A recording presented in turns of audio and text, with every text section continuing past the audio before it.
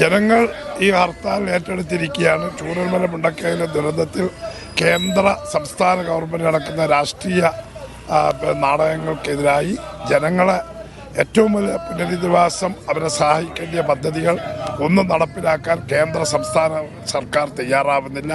ഇതിൽ പ്രതിഷേധിച്ചുകൊണ്ടാണ് UDFിൻ്റെ നേതൃത്വത്തിൽ ഈ ഹർത്താൽ ജനങ്ങൾ ഏറ്റെടുത്തിരിക്കുകയാണ്.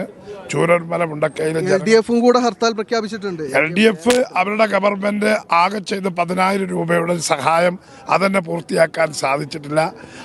അവരോട് എന്തെങ്കിലും ആത്മാർത്ഥതയുണ്ടെങ്കിൽ കേന്ദ്ര ഗവൺമെൻറ് സമ്മർദ്ദം ചെലുത്തി അവരെ സഹായിക്കാനുള്ള നടപടി സ്വീകരിക്കുകയാണ് LDF ചെയ്യേണ്ടത്.